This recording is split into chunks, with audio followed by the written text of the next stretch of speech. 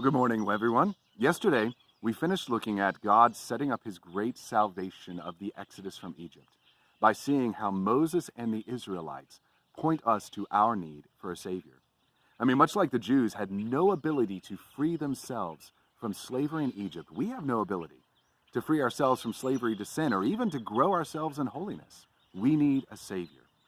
And much like Moses was that Savior for the Jews that God raised up, Jesus is that for us. Jesus is the greater Moses here in this story, the true Savior, of which Moses is really just a shadow.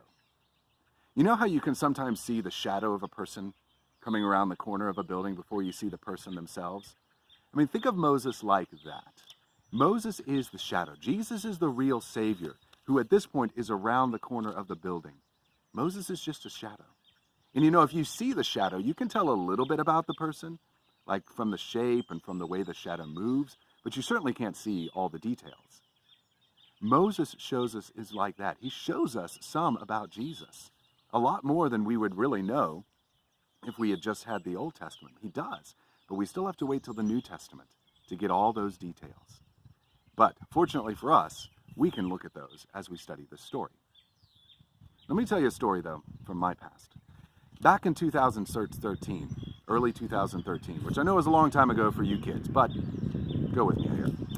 I would remember driving through the city of Atlanta on my way to a presbytery meeting of our denomination in that big city. Now, presbytery is the local geographic gathering of elders and candidates for ministry in the PCA churches in that area.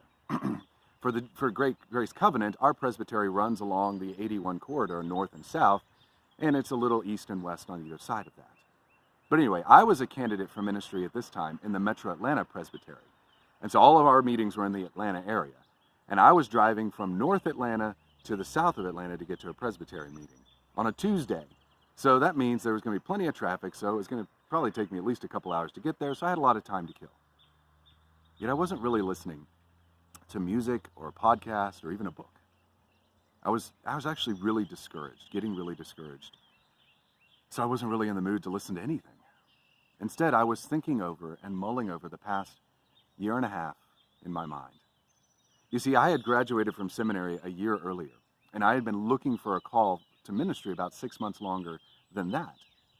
And as I thought over it in my mind, I realized that over that past year and a half, only 2 churches had shown any real interest in me. And those had been about a year earlier.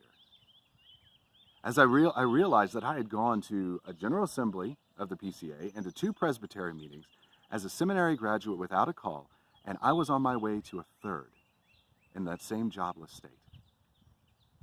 So about a week earlier, I had even heard that the last member of my graduating class had found a call. The last one, except for me, of course. So when I finally made it to the church where this presbytery meeting was being held, I sat in my car for a long time, just not wanting to go in, because I was just too embarrassed. I sat there thinking about the fact that everyone in there knew my situation. I was an interim pastor for a small congregation, but that was going to be over soon, and I still had no prospects at all for a permanent position. And so I felt like a failure. Add to that Gabriel was a few months old at this time, and Mama Rollo was having to work full-time because my position didn't make us much money at all. So I was a failure as a father and as a husband as well. And I was sitting there praying for the courage to walk in there and face those men again, thinking, God, what are you doing? Why don't you just act? Why don't you just give me a job? I think that's what the Jews are thinking in this passage. Why don't you just act, God? Why don't you just rescue us? What are you doing? As we saw last week, things get worse and worse for the Jews in the first part of this story. And then as the story goes on, we see God raise up Moses. He's born. He's entrusted to God in the Nile River, rescued by Pharaoh's daughter. So if we were reading this story for the first time, we would think, yes, finally God is going to act. But then about 35 years pass between the end of verse 10 and the beginning of verse 11. And then we read this. One day, when Moses had grown up, he went out to his people and looked on their burdens and saw an Egyptian beating a Hebrew, one of his people. He looked this way and that, seeing no one, he struck down the Egyptian and hid him in the sands. And then skipping to verse 15. When Pharaoh heard of it, he sought to kill Moses. But Moses fled from Pharaoh and stayed in the land of Midian, and he sat down by a well.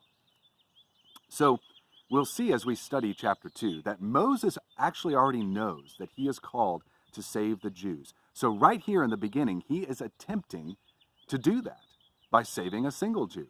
But where does it get him? It gets him having to flee for his life from the wrath of Pharaoh.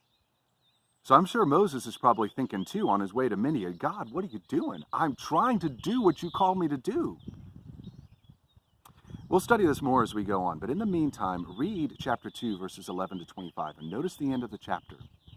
God heard their groaning, God saw the people of Israel, and God knew. God knows our struggles. When I was sitting there in my car trying to work up the courage to go inside and face those men again, I was thinking God didn't see me, but he does. I was embarrassed, feeling like a failure, but God knows. God sees us even now. You may be wondering when life is going to get back to normal. I know I'm thinking about that. Well, as we wait, we can be sure that God sees, God hears, and God knows. Trust him. You guys think about that, and I'll see you tomorrow.